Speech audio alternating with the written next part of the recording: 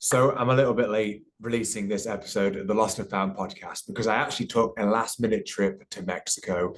Now, I recorded this episode with Rene Schrenker from home in the studio, but doing the intro and the outro, I'll be doing here from Mexico. In fact, let me just show you where I am right now. So I booked this and 2 days later, I was here, but I didn't want to hold off any longer. I will be back shortly. But this conversation with Rene was one of my favorites I've had in quite some time, whether it's on a podcast or just in life. We connected on Instagram a few weeks prior to arranging the podcast. And Rene is just such a salt of the earth kind of guy. And we really have a deep philosophical, spiritual conversation where we dive into the things I love talking about the most. And it was just one of those conversations that really flowed. And I think anyone who enjoys these deep introspective conversations around self-exploration, deeper meanings in life and philosophy will really enjoy this podcast. So thanks so much for watching. I hope you enjoy it. If anything comes up for you during this podcast, you've got any questions or comments, please leave them below. All the links to find Rene will be in the show notes or in the description. All right. Thank you once again for being here, and I hope you enjoy. My brother. How you doing, man? I'm doing great, man. I'm a little bit tired and exhausted from today, but I'm feeling full. I'm feeling full right now. How are you doing, bro? Yeah, really good. I guess the day's just starting for me. Here in the UK, it's just after 10 a.m. And you're in Bali. What time is it for you? Like 7? I'm living in Bali. Right now it's around 6 p.m. So what was it that called you to move there? Oh man, my heart. It was my heart. My heart was just, you have to do this yoga teacher training with this incredible yoga teacher called Megan Curry. And she's quite famous in the yoga scene, let's say it like that. But I remember doing a class with her, and there was something about, it was the movement, but it was for me more about the way she was guiding people inward, the way she was using her words. It was almost like a movement meditation that she was guiding people through. And it was so visual and it was like she was telling you a story. And this story just brought you closer to deeper parts of yourself. And I remember just having one class, and I knew when she's doing a yoga teacher training, I have to do it. And I was back in Germany, and then she rolled it out. And I was like, fuck, man. Okay, let's go to Bali. So I went to Bali, and then from there, I was like, I'm not leaving. This island wants me to stay. So I stayed. Wow. And because obviously there's, it's almost like I don't know if cliche is the right word, but there's a lot of people that seem to find themselves on more of a spiritual path that get called to Bali. And I've never been. And I wonder, what is it? What is it that resonates between Bali and people that seem to find themselves on a path of more introspection and growth in a spiritual sense? Yeah. I would definitely say it's the culture, 100%. Like Hinduism is pretty strong here. So there's like prayers every single day. So when you come here, you can just feel it. Like they have different holidays where it's just about prayers. Like they get free from work, and people gather. The locals here, they gather in the temples and they pray. And it's just like, you can just feel, you can sense the spirituality. For sure, it varies in different areas of the island. But especially Ubud, which I felt drawn towards to, and I'm pretty sure people out there who already know like Ubud, it's a spiritual hub, and Ubud especially, it's like almost like a like a valley, and in there's a lot of spiritual work happening. So a lot of processing, like a lot of people come here really to do spiritual work and to really dive deeper into that. So there's a lot of yoga here. There are a lot of modalities of, all kinds, like breathwork, yoga, all kinds of things that really just help people to connect deeper with themselves. Amazing, man. And do you see yourself staying there for a long time? To be really honest, like since I've been here for almost 4 years, I now feel a little bit of a craving to get out, because it's still a small island, and a small island you can also get lost in a bubble. Like traveling here as a tourist and then going back home is a different thing than really living in a, first of all, place where there's a lot of tourism, and at the same time at a place where there's a lot of processing.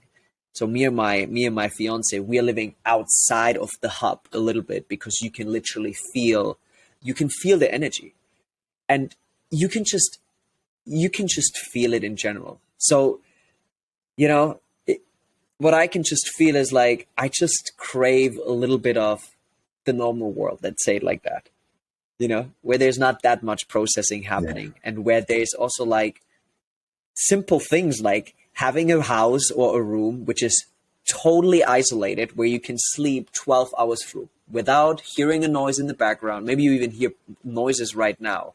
The river is in the background, some insects. Like, our house is completely open. So, you know, that's just like what I'm craving right now. So I'm looking forward to leave to the US in April, and then come back here. Like, it's amazing here and I see it as home, but also sometimes, you know, you have to leave to then come back and just appreciate the things that we sometimes then take for granted. Yeah. For real, man. And it's interesting, you know, because like I say, I think it attracts people that are on this path of either self-discovery or spiritual development, or, you know, that kind of calling. I think people go there.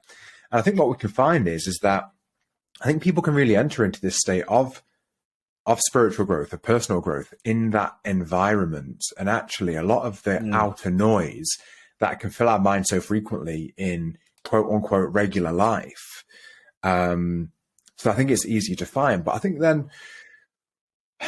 think part of the journey maybe does need to also contain kind of, if you return back to a space outside of the tranquility of somewhere like Bali, and then it's like, okay, let's see. Because I think sometimes people can be in that environment and think, I've hit it, spiritually enlightened, here I am. And then you go to a city and all the things are happening, and it's, well, can we hold that state when we're in an environment that isn't just blissful and peaceful, and everybody is doing the work and everybody is processing and growing? And I think actually that can become part of the test to see where we're at.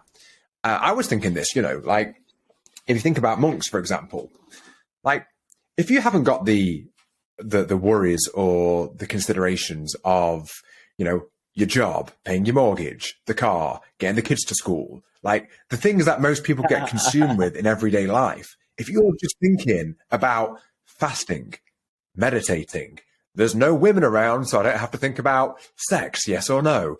Like, it's kind of putting you in the perfect environment to reach a level of spiritual enlightenment. But then what happens when we come out of the mountains and we're in the city?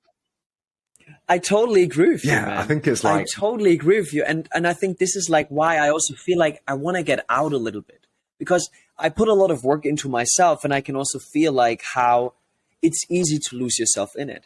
And I totally agree with you. I remember living with monks in a forest monastery in the middle of Sri Lanka, and I was living with them, you know, and I arrived there, you give up everything, like you said, you know, like it's just like prayer, and then you have the food, you have some things to, but that's it. You know, you have no other responsibilities. And I remember I was arriving there and I was sitting there, I was studying, doing all kinds of things. And I was just so, like, oh my God, like there was just so much peace. And I was like, wow, I got it. I fucking got it. And then the interesting thing was that what happened to me was like, I had this strong sense of, I'm becoming a monk. Fuck, man, let's become a monk. You know what I mean? I was really sitting with it. I was like, man, let's become a monk. And I remember sitting down with this, because I'm from Germany, sitting down with this German 60-year-old monk in his little house, which overlooked the whole island. We were sitting there and he was saying, like, he was pointing out there to the world, right? Like the world out there, what we were just talking about. And he was pointing out there and was saying, like, what we try here, and I'm not paraphrasing his exact words, but what he was talking about was what this is all about, Buddha and the Enlightenment and stuff like that. It's not possible out there. It's not possible out there. And when he dropped that sentence, immediately I was like, I will not become a monk. I will not become a monk, because somehow something inside of me was like, I don't believe that. I don't believe it. Otherwise, it's just, again, you need to be in a certain environment to, reach like altered state of consciousness or whatsoever. And I think to get it back to Bali and hubs and places which I think have a higher frequency to really attract people to do the work. Yes, I've been there, like losing myself in my own shit of processing, of, identities, and of, I figured it all out. I got it. But then, if you don't put yourself back down onto the ground, life will come, hit you into the face, and then we'll be like, okay, here we are. This is where you're at, brother. This is where you're at, my man. Work from here, Yeah, it's like the famous saying, if you think you're enlightened, spend a week with your family. Totally. I feel that. And yeah, it's interesting because I think like it can bring us to the thought of, well, maybe is it easy to reach that state of, and even if we don't use the term enlightenment, but at least if we use the term, a much higher degree of inner peace in those environments, is it actually because we're designed to be in those types of environments, and we're not designed, it's not within our nature to be in a busy city, in a skyscraper with people rushing around thinking they've got to do everything as quick as they can. Is it actually that that's so far out of what we're designed to be? I mean, if you look at nature, I think there's something so calming about it, because we refer to ourselves as human beings, right?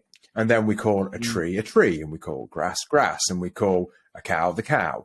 But we don't say the cow being, the tree being. But ironically, they are the only things that seem to be being what they are, whilst we're human doings and human havings. And very, very rarely are we human beings.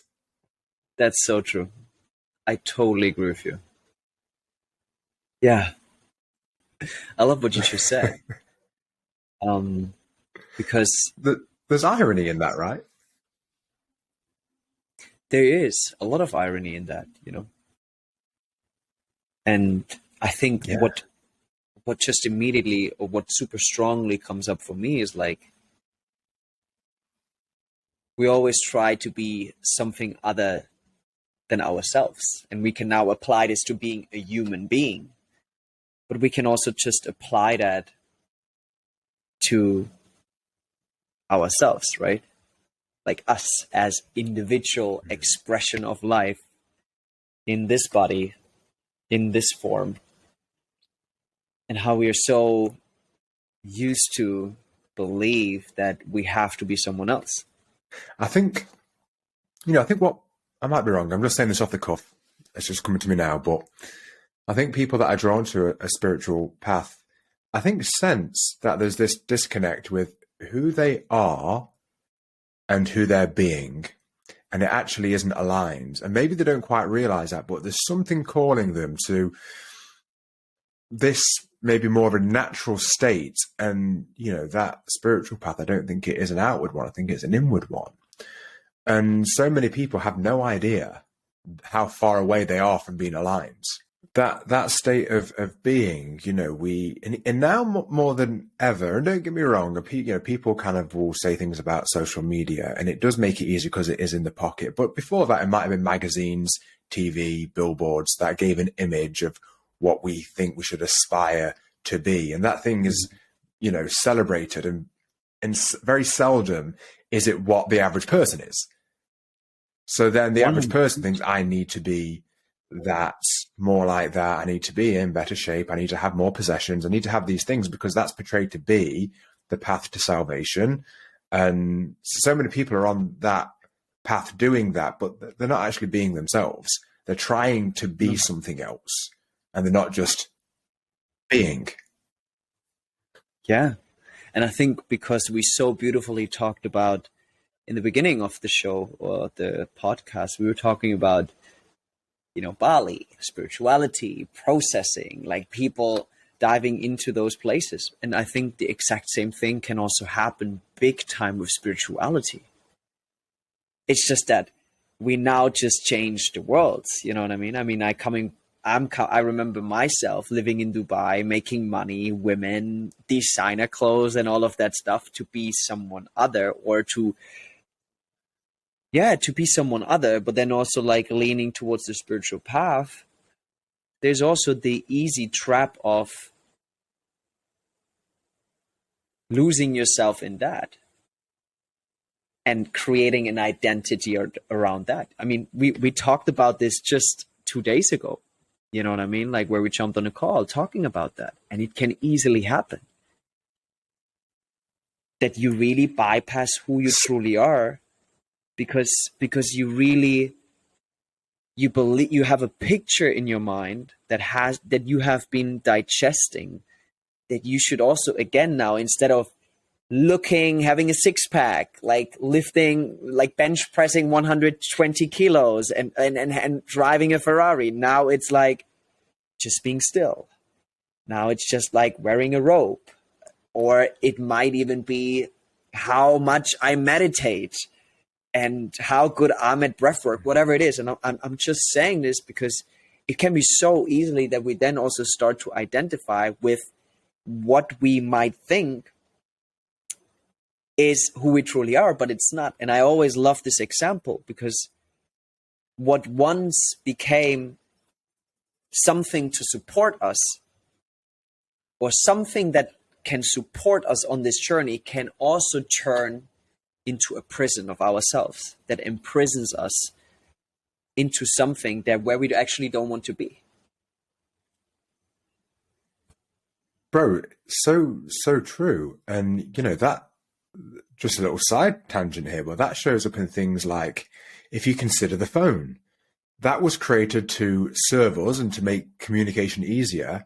But now for most people, they are imprisoned by it. They're completely addicted to it, and the phone runs them.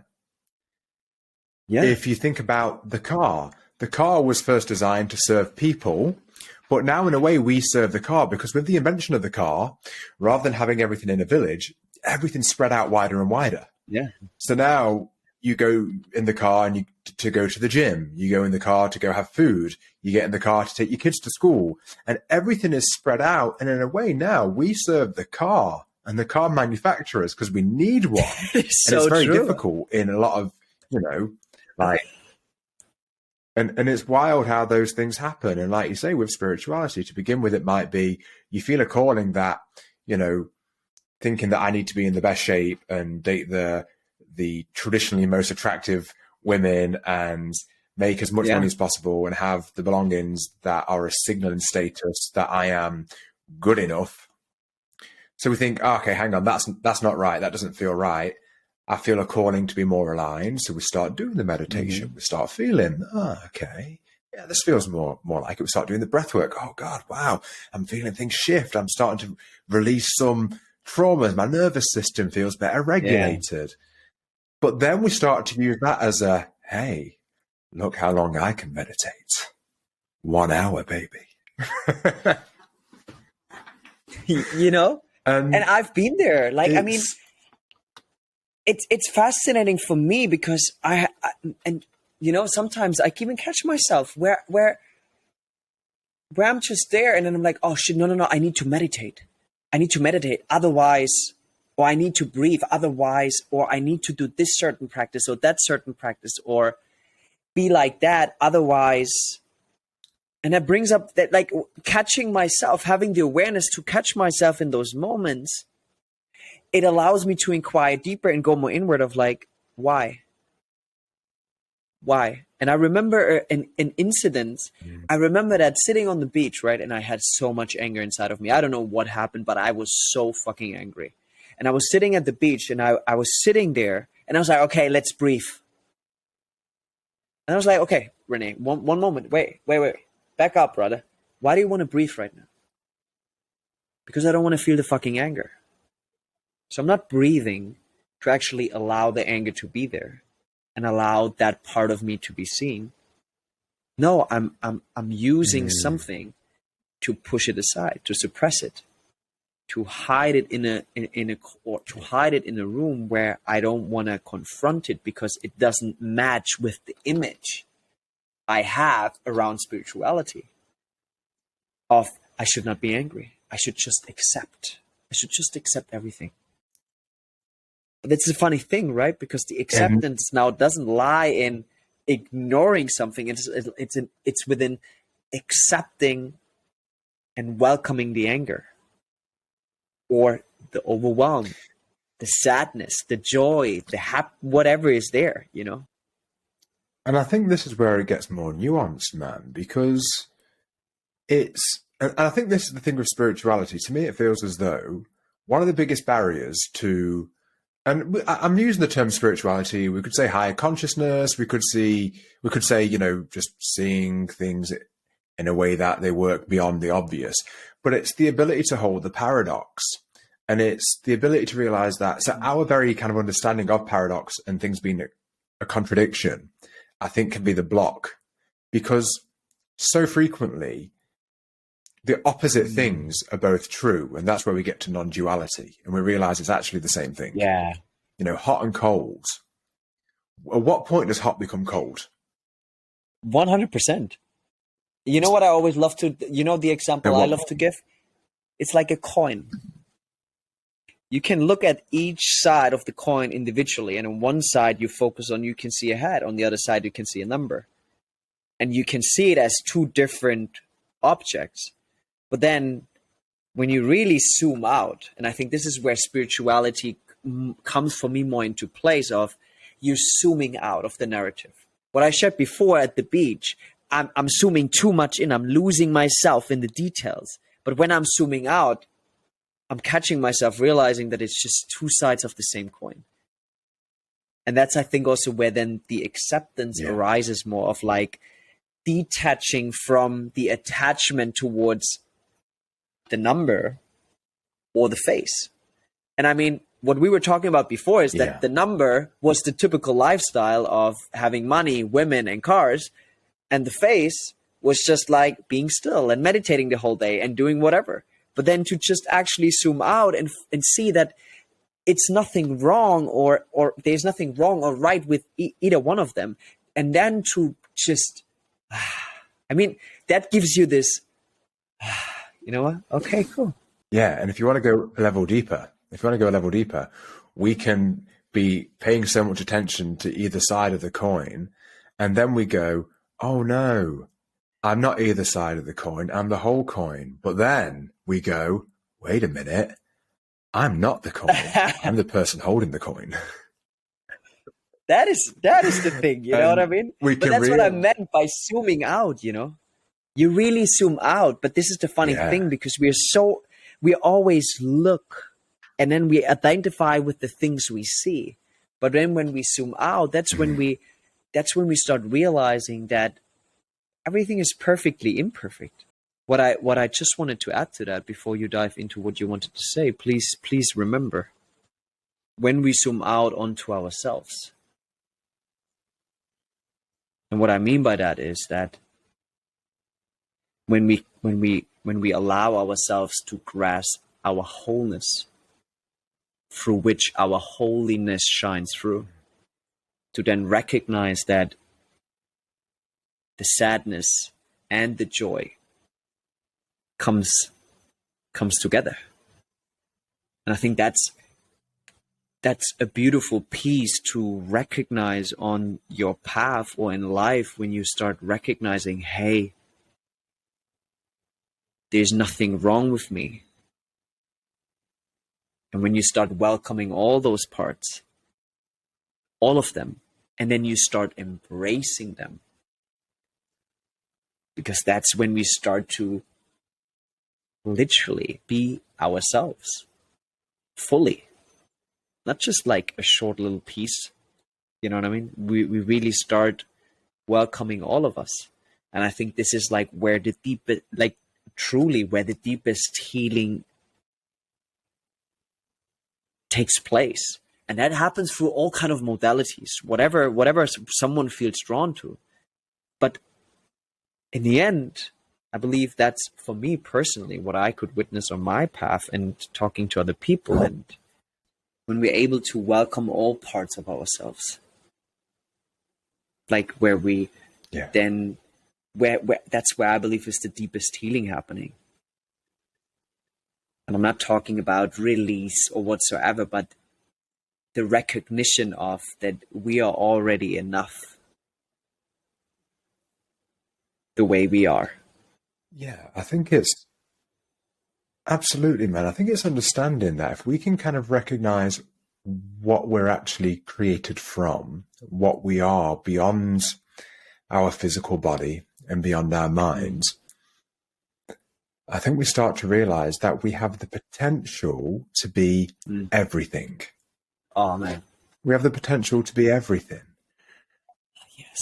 So when certain things do arise, and one of the things that I actually find, I mean, I would say of recent, this reminder actually makes it much easier for me on this path of deeper self-acceptance, which is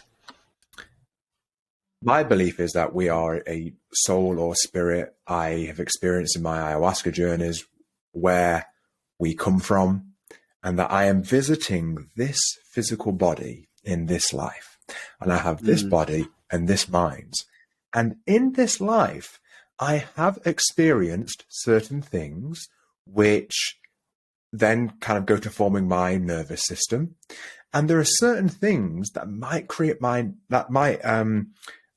cause my nervous system to react in certain ways. And it's okay to experience the emotions of the physical body in the physical realm. But what I don't want to do is to get so lost in it where I think that is me.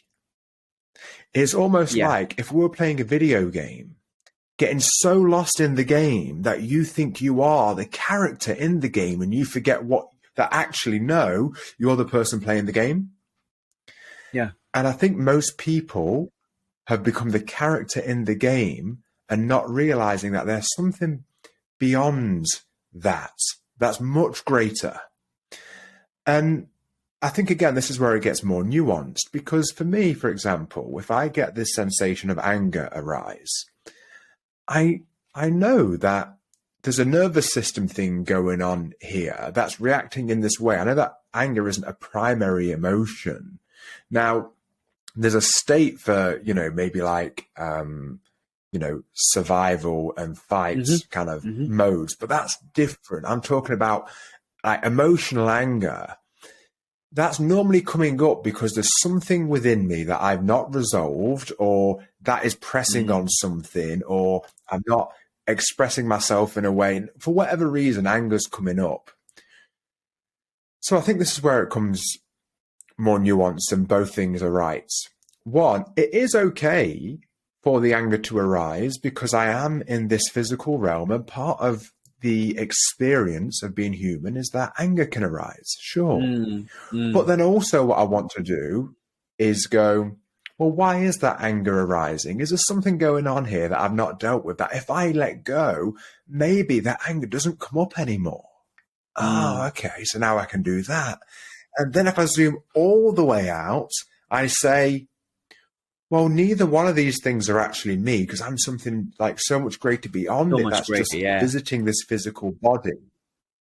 So now I'm in this physical body. I go, okay, I'm playing the game. I'm playing the game of life. And sometimes in this character's body, anger might come up. But let's see if I can do things in this physical body to help regulate my nervous system, or release beliefs or, experiences that have created these responses. Can I address those to let go so I can actually move through this physical life in a way that's more at ease, where I don't experience those emotions as often, not because they're wrong, but just because they're not as pleasant as feeling joy and peace and love.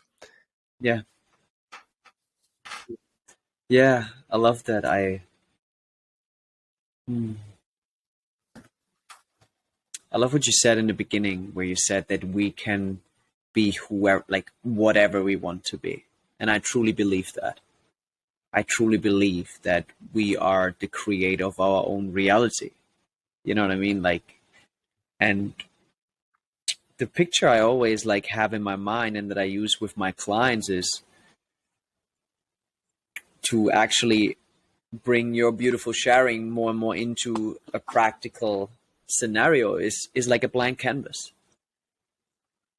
It's like a blank canvas, like carries an infinite pool of opportunities. And most of us, we have been born into a family, and then things get projected. We get our own kind of like, own kind of like color palette, which we are so used to using. So then we start drawing on that blank canvas. And we start drawing on that blank canvas in the way we used to draw, with the same kind of colors. And the way I look at it is that, to a certain extent, there's this inquiry, what you said, like, okay, there's the feeling itself of anger, right? To let that be. But then also the inquiry, where is it coming from? Because to a certain extent, it might affect your life in a way that it affects your relationship. It affects the way you show up in your business. It might affect, because this is the thing, we talk about how it affects your life. Because anger can come up, you be there and you just scream for a moment, and then it's just like, oh, okay. It doesn't affect your life. And I think what it comes down to for me is that to expand this color palette we have, which is our human experience, and to really break away from the small little color palette we have been given to really start painting the life we want to live. To really draw and use the colors that we, how can I say it in the best possible way? We might have never used, but who were always there. But we just have been pushing them away. You know what I mean? Like we haven't used them yet, because we have, all of us, every single person has access to the same color palette. Some of the colors we have been given, and some of the others have been just suppressed. So what it is for me, and that's why I think we always come back to the wholeness, we return back. It's like almost coming back home. It's like this, you just realize, wow, there's so much more colors, which I somehow deeply knew that there, but I also didn't somehow knew. And that could be the anger that we try to suppress, which then leaks out in a certain way, or sadness, which we don't allow our suppress. But when we then attune, inquire, where is this coming from? There's an ease that arises with that, because now we start to explore anger from a different angle, and through that discovery, we're able to see that, okay, it's just there. It's just there. It's just part of this whole experience, and we just experience that instead of because the resistance. I love Ram Dass. He once said, "The moment you try to push something away, you're just holding on to it." So I don't even know where I'm going with that. I'm really honest with you, but I think what just came up when you brought that up was like, how alive can we fucking be? What kind of, like, for me, I'm always drawn to, what kind of fucking life can I create in this lifetime that is beyond my wildest imaginations?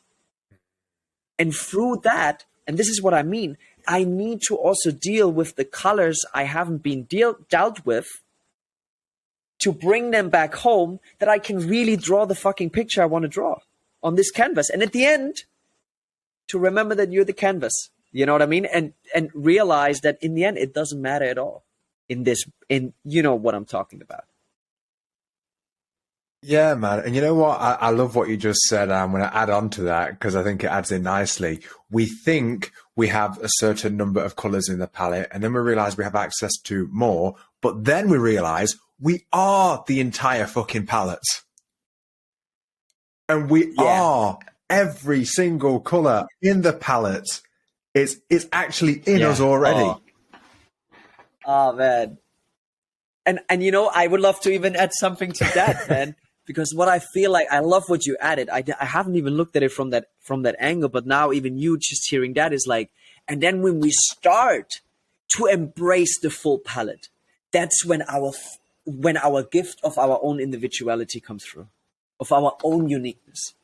Because now we not just look at other people, try what kind of color is that? Okay, I'm just using those colors. No, I'm using all my colors. And because I'm using all my colors, I'm myself. And this is when existence is like, he got it. This is why I brought you into his life, to be this. And every time you miss out on the color, you miss out on yourself. Because bringing all of you is the biggest gift you can give to the world, man. And it's so beautifully intertwined with, and it comes for me so beautifully together, because what we talked about in the beginning, people come to Bali. Why? Because most of them believe there's something wrong with them. So it's this whole circle around of, there was never anything wrong with you. It was just the way you looked at yourself. And it's so beautifully intertwined with the zooming out. And in the end, we just start to zoom out and just start realizing that this experience is a gift. It's an offering for life. And that there's nothing to fix, nothing to solve. There's nothing to change about it. But to just take it in. Just enjoy it. Just surrender to it. Give it direction. Create it. Mold it. I love that, brother. Whatever it is. I love that, man. And you know what you just said there. I was listening to a podcast with Dr. Mark Gaffney, and he said something that really hit me. And side note, he's actually going to join me on the podcast, which I'm so excited about. But fucking epic, brother. He's a real visionary philosopher, and he said that. And I'm paraphrasing, but this is how I take it, and it's words to this effect. In my final hours, if I am aware that, hey, I've got a few hours left, I'm laying there, I am never going to regret not being more of Rene. I'm never going to regret not being more of this person or that person. The biggest regret I could possibly have is laying there thinking, why wasn't I just Sabri? Why didn't I feel it was okay to just be me? And at the point where being me is about to come to an end, imagine that thought of, why the fuck couldn't I just let myself be me? Wow. That is deep, man. Yeah. That is fucking deep, because what just comes so naturally up for me is like, how much can I allow my heart to grieve when it wants to grieve? How much can I open my heart when resentment comes through, joy comes through, love comes through, happiness, sadness, whatever it is? Because in that moment, that is me. That is me. At the moment, I would suppress that. I would not allow the tears to roll, the scream to happen. I would say no to myself. Wow. Yeah. Thanks for sharing that. Yeah, man, it's you're welcome. And I think you and I, and for people listening, I guess we should give a little backstory. You know, we've spoke a couple of times, and I think before we even spoke, we felt there was just some resonance there, and then we spoke, and within the first 5 minutes, like it was just we could feel there's a very open space, connected really easily, and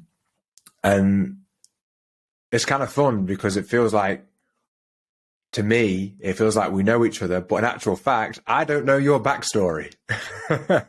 I've heard the tiniest little glimpses, so we can get in. So, and I love that, because in this conversation, there's an ease, like we know each other, but we've only spoke twice. Yeah. But I'm excited to kind of learn, because this path of trying to be something that you aren't. I think both you and I have very much walked that path. And I think, and I want to get onto this, but I think the places that both you and I are, the spaces that we're moving in, is actually to help other people realize that they already are the key to what they want and how to kind of reclaim that and become that. So with that in mind, I'd love to hear more about, prior to now, how you got to where you are. And, you know, you're in Bali now, but I know you were in Dubai before that. And how did you get to Dubai and what was that about? And maybe, you know, what's some of the backstory leading up to where you are now with the awarenesses that you have? So to be honest, I think that the reason why I'm where I'm at right now is because the pain, the fear, and the hurt I was carrying for, I would say, almost my whole childhood, my own teenage years. Like, I was living in an internal hell. Like, I mean, from the outside, if people would have seen me from the outside, like, it's not that I've been raised up in a neighborhood where I've been in touch with death and what gangs and whatever, but it was more like my inner environment, my internal environment, which was constantly painted by anxieties. I believe I've never told it anyone when I was a kid, but I also believe depression. I've been diagnosed with ADHD, so there was already a big label of there's something wrong with you when I was a kid, a very young kid. And I had, like, internally, I felt like, for me personally, it felt like hell. And to just give you an example for that, of being so anxious to just type in the number into a phone to book a table in a restaurant. I was too fearful to book a table in a restaurant just for an evening, or drive to the town, our neighbor town, 40 minutes away, because I was too scared if I couldn't find a parking lot. Literally, I was like, oh, I would love to go shopping, but I might not get a parking lot. I mean, I was holding back on so many of my interests personally, of breakdance and dancing, because I was too scared to fail, too scared to really, you know, go there and then end up doing something which would embarrass me. And I was just living in total fear. And that ended up in, you know, at one stage, it ended up like in drugs, alcohol, cigarettes, like just numbing myself out. And then sooner or later, it even turned into bodybuilding, into fitness. That became my new drug of really, how I always love to say is, or what I wrote down the other day in my journal was that I somehow buried myself. And I started to build walls around this place where I buried myself. And I started to paint those walls in whatever colors I thought society would love to see. So what started with going out, partying, drinking, style, and like, yeah, I'm cool, picking up girls, then ended up in fitness. So I ended up like in the gym training, and man, when I see pictures of mine before I went to the gym, I'm sometimes like, man, I don't even know how I got some women into bed. I'm really honest. Like, looking at myself, I'm like, fuck, man. But then I went into the gym, so I built muscles, I built self-confidence, and then I got more attention from women. I felt more, and then there was a whole new wall, a whole new color, a whole new picture I painted on that wall, which made me feel good, which almost like made me forget about the me, my true self, which I buried many, many years ago.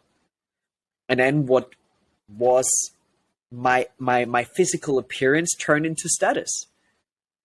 So I was working as a fitness coach in the gym, and I started to start personal training. And then I got a job in one of the biggest franchise gym chains in Germany, which I think now has 555 gyms. And I was the sports manager who was supporting every single gym in Germany with the sport aspect, the training aspect. So then now I slid into, okay, now it's about status. It's about making money.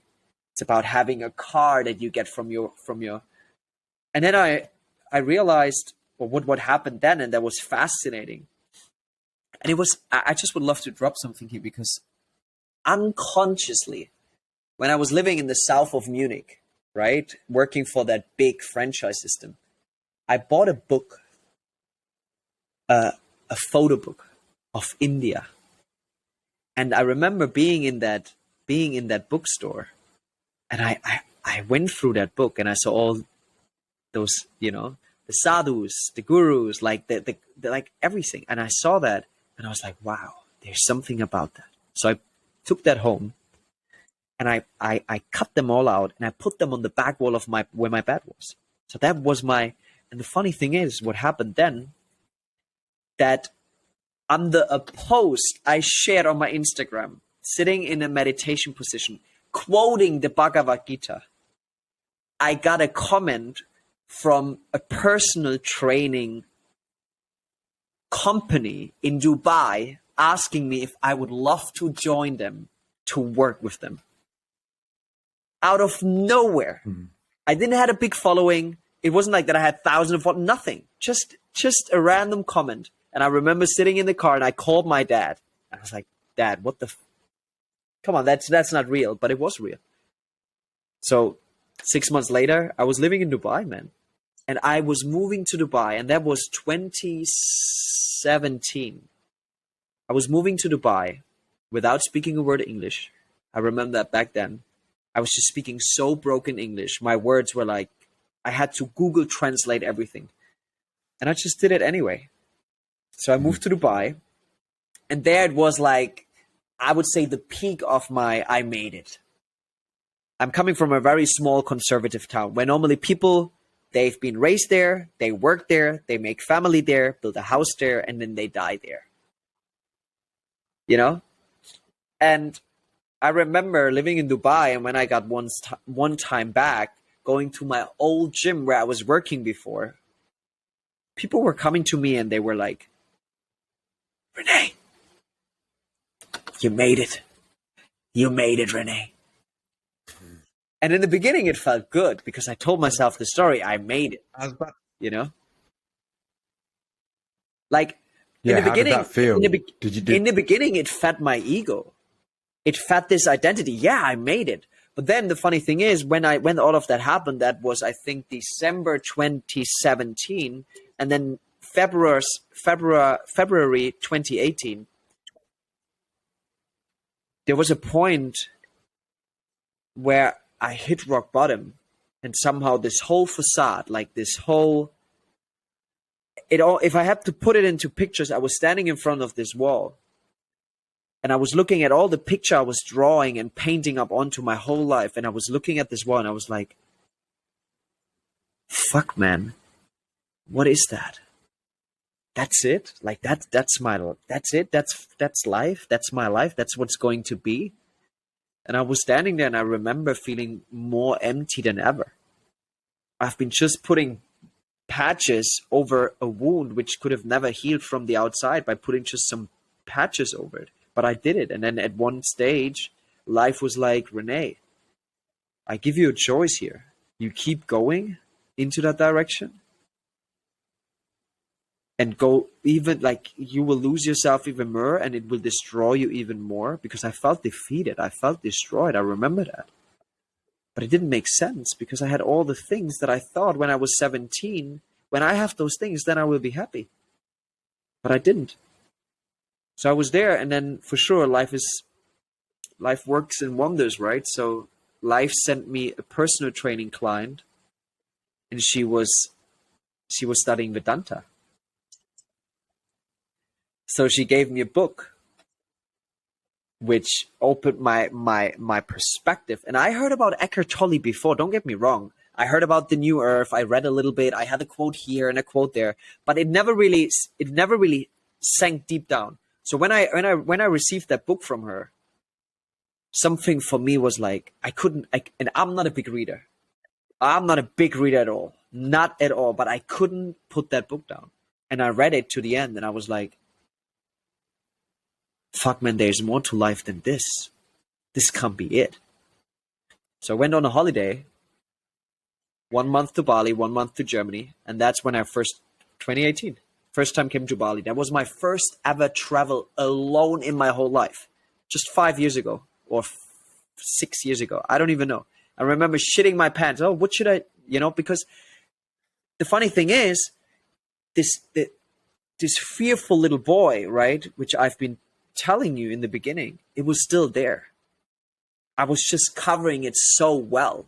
But now, because of this new discovery, it slowly came through, but I deeply knew I had to do that. So I went to Bali, did all kinds of shit, released, I don't even know how many tears I offered to the earth, doing all kinds of stuff, releasing so much, went to Germany, and then I had a vision. I was sitting in my dad's office, and I just saw this dude with a backpack, and he was just waving at me, come, come, come. And he was pointing towards the Himalayas. And he was pointing there, and then I was like, what the fuck does he want? And then he turned around and it was me. And in that moment, I just knew, like before, when I was first working in IT, when I quit my job in IT to follow my passion with fitness, from fitness to working for the biggest franchise, from the biggest franchise to Dubai, from Dubai to, I quit my job. I called my boss. I even sent him a text message because in Dubai, you couldn't do FaceTime or WhatsApp call. I had to send him a WhatsApp message and I told him, my friend, I'm going to walk my path and I'm quitting. And I remember one day after, my mind freaking the fuck out.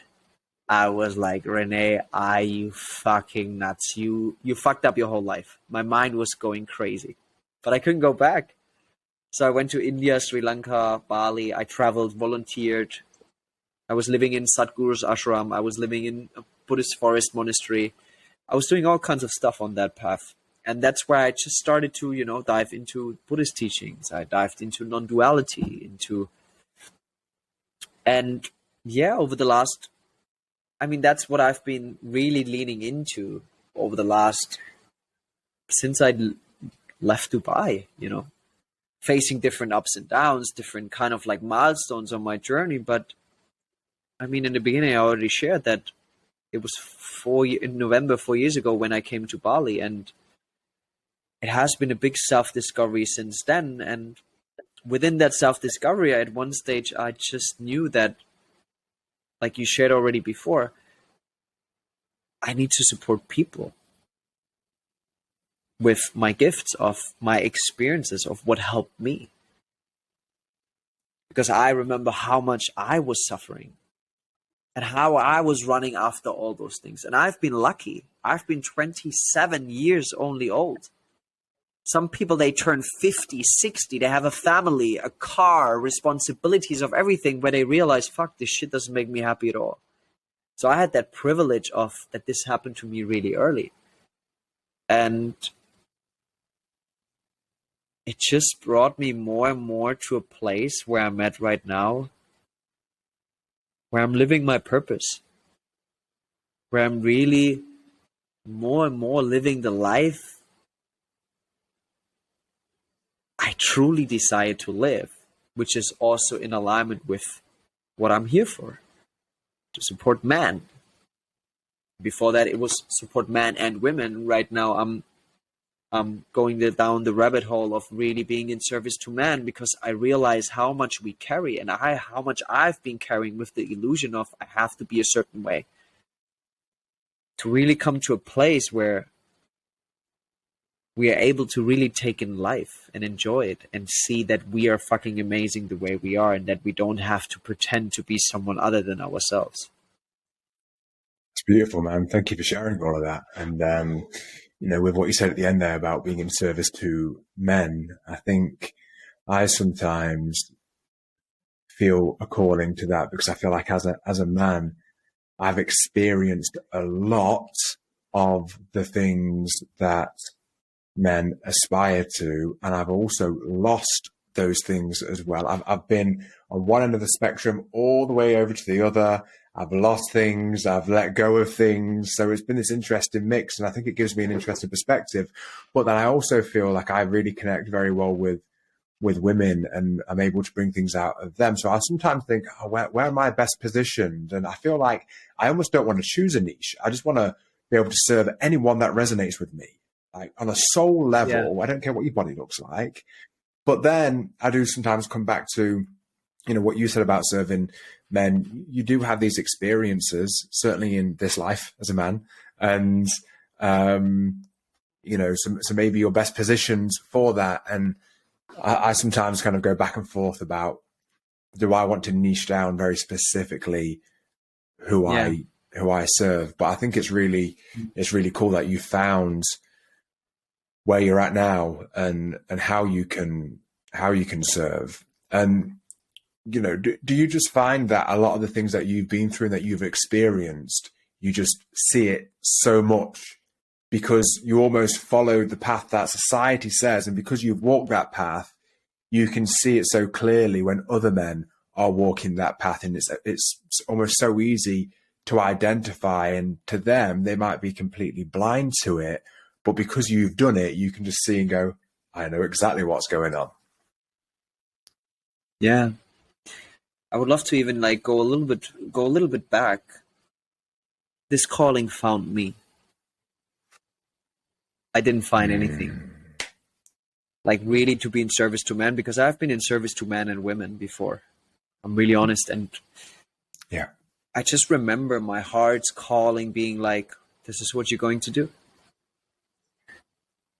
And I was just, okay, I'm just surrendering to the purpose I'm here for. And if this is what I need to do right now, then I will do that.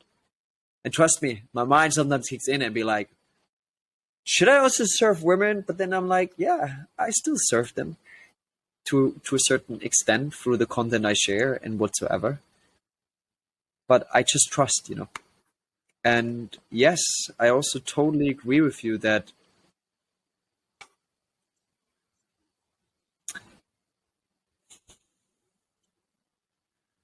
I agree with you that it is almost so obvious. And then yet, in the so obvious, there are also so many fine nuances which are so individual to each man. And I think that is the beauty of that's what I love about man's work. Because the core essence is the same. But it's the word tree. But there's so many different million trees. And for me, the representation of the masculine in this way, it's becoming more and more fascinating to break through this identity of what I also believe is a man, and then to almost explore the traits of the masculine energy in its own uniqueness within every single man.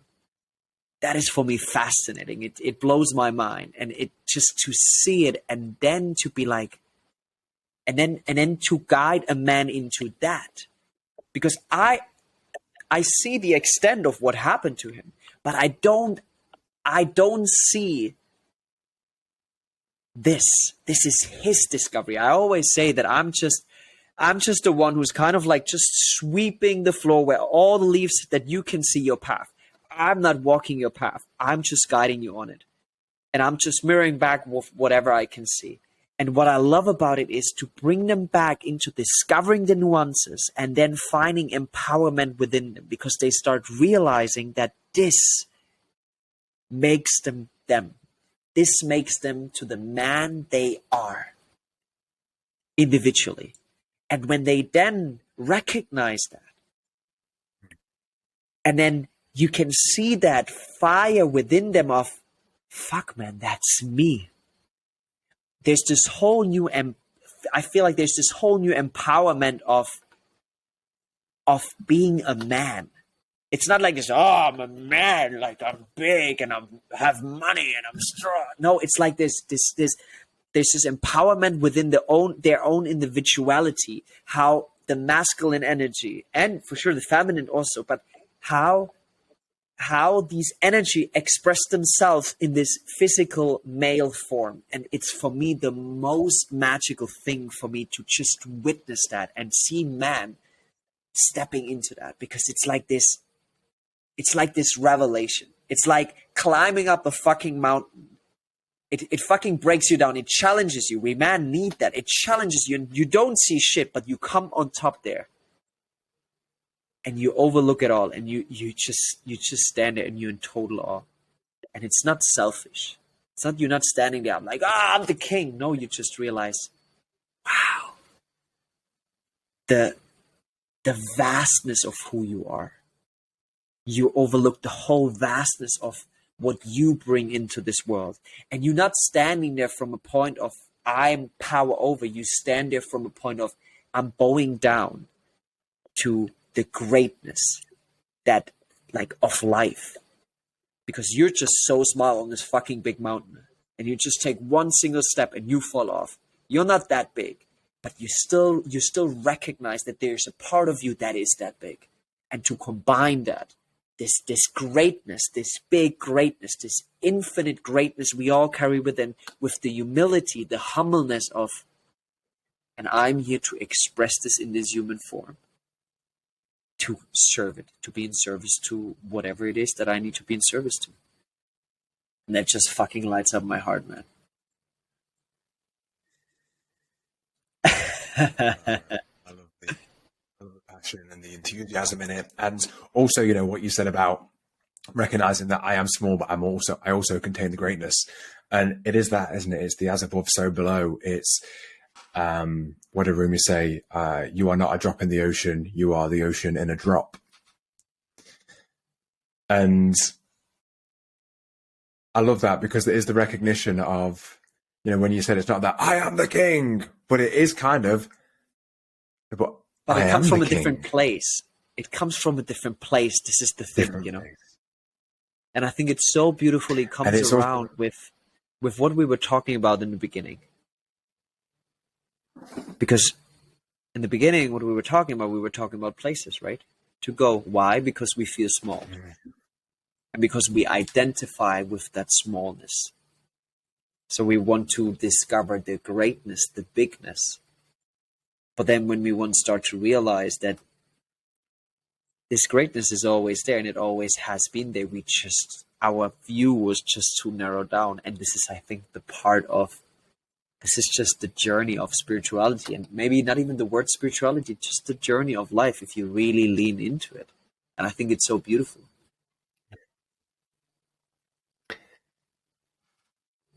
I think one of the things that entraps us to a degree are words themselves.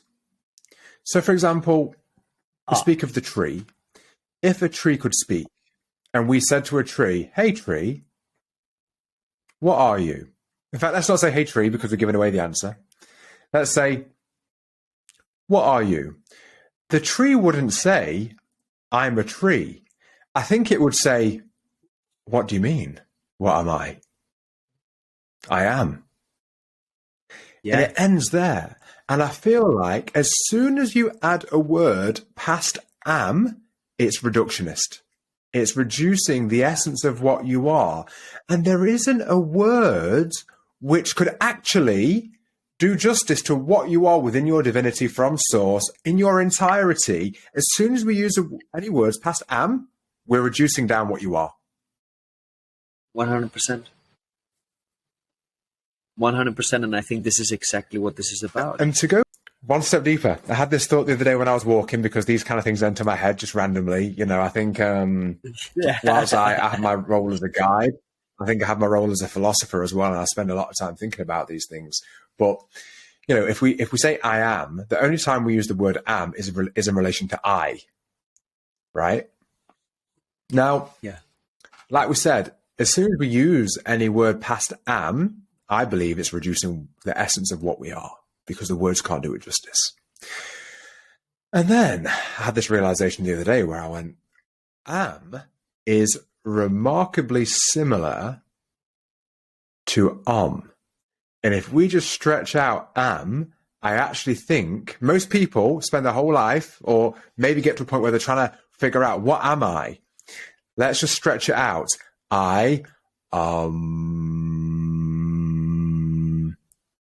There's the answer. And if you understand It is the supreme essence of absolute consciousness. And actually, I think the answer is there. And maybe I am should be I am, and then it just ends. I We've got our That's answer. it.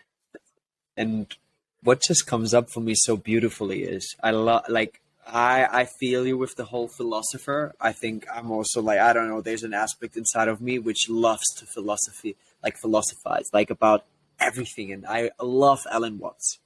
Like, I remember at the beginning binging him, like I just his words and just the way he expanded my perspectives. And I always loved this thing that we as humans, right? Like you said, I am, and then there's like Rene.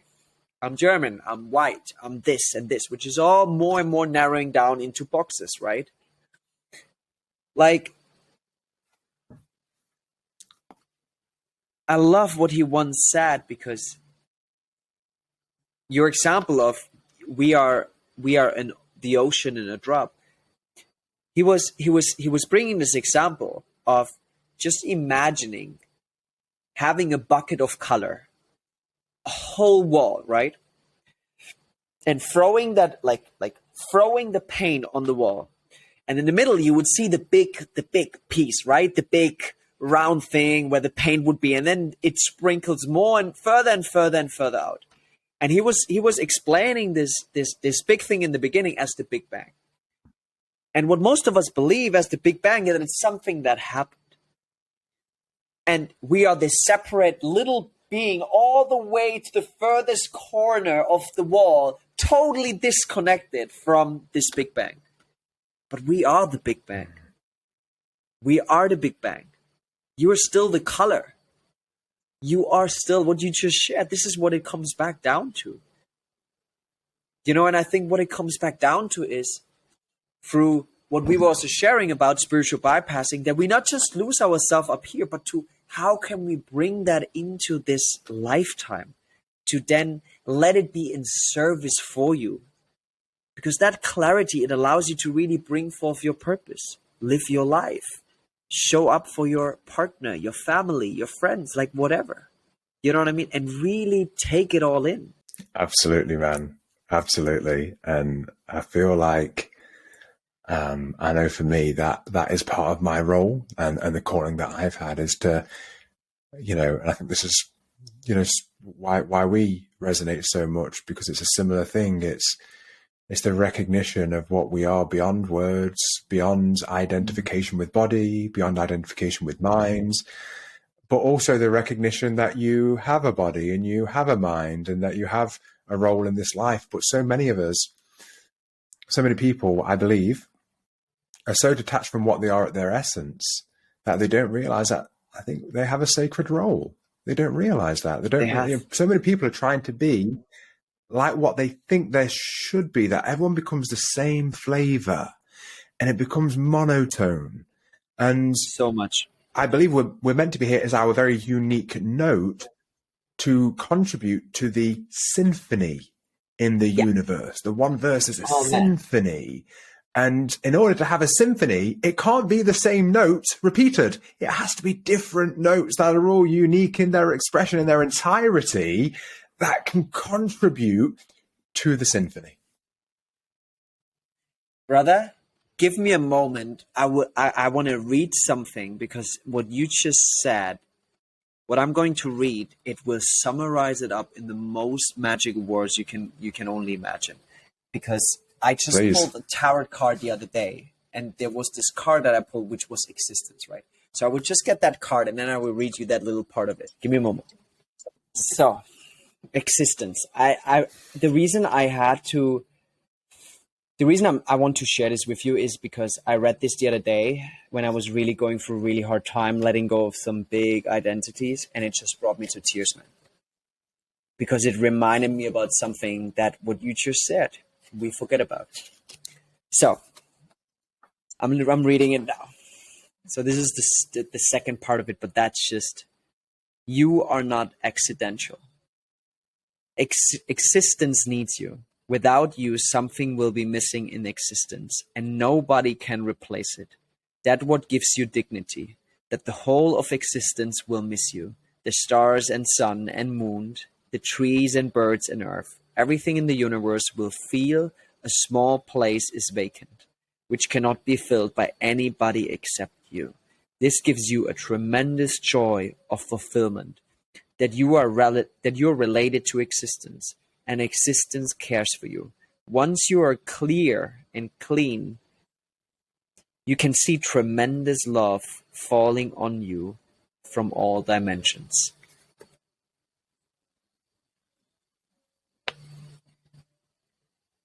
When I read that,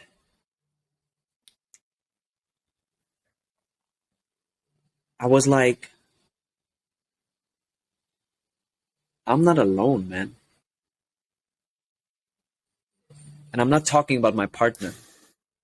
I'm not talking about my brothers like you and other men and my friends and my family. I'm not alone here. And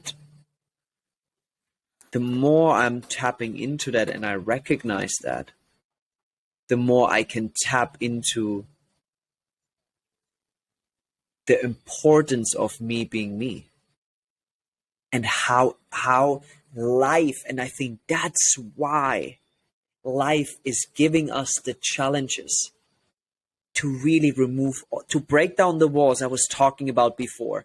Dig out this self that you have been burying for years, to bring that self back alive, because you are here to be this person. You are here to be this man, to be this woman, to be whoever. And when we start being that there will be a greatness, a power that we start to discover, which is beyond everything we can imagine. And from that place, you will be able to see that it was always there the whole time. You were just looking for it at the wrong places. Amen, brother. Amen. And, you know, it's what you said about not being alone. It's interesting because I have my journal here. Yeah. And one of the things I wrote in it recently, and I'll just share this. And I shared with you the other day about the channeling. Yeah, you did. And I've not been super vocal about that, and I will be more and more. And do you mind just kind of sharing momentarily what happened the other day in our message? For sure. So what happened was that I was going through a really challenging time. I could feel how an identity of mine was losing grip and was really like, it served its purpose. So it was kind of like falling apart, and it really challenged me big time. And I was reaching out to you, sending you a message about this podcast interview. Hey brother, I will get back to you. You know, I'm going for a challenging time. And you just dropped me a message of, hey, may I help? And I was like, yeah, you know, it's all fine. I already had support today. And then you just dropped the words, is it about self-worth and identity? That's what you said. And in that moment, I was like, okay, fuck, I have to get on a call with him. I knew deep within, despite my mind saying whatever, I knew deep within, this is something I need to receive, because that's part of the journey to really let go of what I need to let go. So we jumped on a call, and you just so beautifully just channeled what I just needed to receive in that moment, you know, which was about Rene. Yeah, man. Be fucking you, man. Be fucking you, and let go whatever you think you need to be, because that's where your gift lies. I mean, we just talked about this the whole time. You know what I mean? Like, so what do you got? What do you got? And that's the funny thing, isn't it? Because on a level, you know that already, and sometimes it's like, hey, I'm not telling anything you don't already know, but it's like I'm just kind of tuning into what are you not seeing that you know, and that's kind of what it was. But you know, it's interesting because in that getting the sense of identity and self-worth, I just tuned in and I said to what I consider to be my guides, I said, what's going on for him? And it just said identity, like a whisper, identity. identity, self-worth. And I was like, okay, is it that? And it's funny because it's still a relatively new thing for me, where I've had experiences in the past, but to the point where I can now just at will ask, and I'll sometimes get answers where I'm thinking it's going to be something and the absolute opposite thing comes up. And I'm like, oh, okay, I wasn't expecting that. So it's interesting. Anyway, there's like some channel kind of things in here. And I would love to there's hear. one of the things that came up for me the other day is, it was about, what do I need to learn from letting go? And this is to do with a certain relationship in my life. And just the answer that came up immediately was, you're never alone, it's just an illusion. There were some things that followed, but that in and of itself, what you read out so beautifully from that card, which was that, and what you got from that, but that came up literally for me the other day, which was, you're never alone, it is just an illusion. And again, that doesn't mean people, that means the connection to what we are in our entirety is always there. It's infinite. And you're like, I think what it is, what touches me the deepest is, you're always held. You're always held in all of it, despite how fucking challenging it might be. But you're held. Yeah.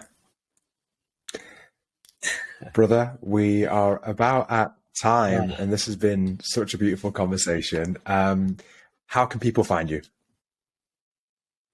You can find me on my Instagram. I think that's the easiest way. Rene.Schrenker. That's it. SCHRENKER. You can check out my podcast, which I'm so excited to have you on soon, brother. We will definitely make that happen. The Empowered Man YouTube channel, but Instagram is the easiest way, and from there you can just find me there. And I'll put all the links in. I'll put all the links in the description so people can find you on the links easily. And also, you know, I'd like you just to take a moment for the people that you do serve, and for anyone that is listening to this that feels a connection and a resonance with you, you know, who in your service, you know, what message would you like to give to anyone that feels a resonance with you, just so they have a little bit more insight? I know we've spoke about it, but if it was like a kind of a short, hey, get in touch, what might that be if we were to reduce it to words? It's empowering man to come back to themselves, to come back to their deepest truth, and to really fully show up and bring all of themselves and find their greatness within that. Like standing on the mountain, like I said before, overlooking, recognizing the vastness of a part within themselves that is infinite, and at the same time being humble and carrying their purpose into the world through them being them. Amazing, brother. Thank you so much, my man. And I'm sure we'll have many more of these to come. Thank you so much. I'm pretty sure, brother. Thank you so much for having me. And I just wanted to give you a shout out, man, for doing that, for putting yourself out there and inviting people and really sharing your gift, man. That's beautiful. And I felt like we were just hanging on a couch, having some epic food, and we were just talking the whole fucking night about like God, the universe, and whatsoever. Thanks for that, man. That felt like medicine to me right now. Yeah, man. I feel that as well. And thank you for being a part of it, brother. Yeah. Thank you so much.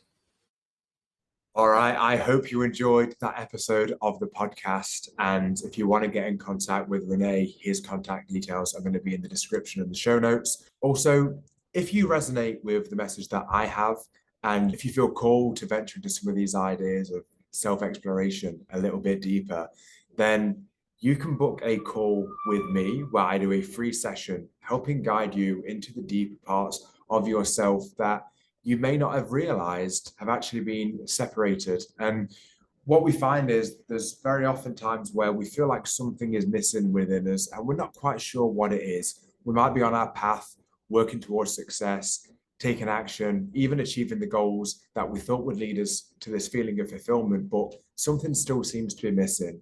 And if you resonate with that, I'd like to encourage you to schedule a call. It's completely for free. And my goal is to really kind of break down some paradigms and help you see maybe where you haven't been living entirely aligned, where there's been parts of you that maybe you've rejected.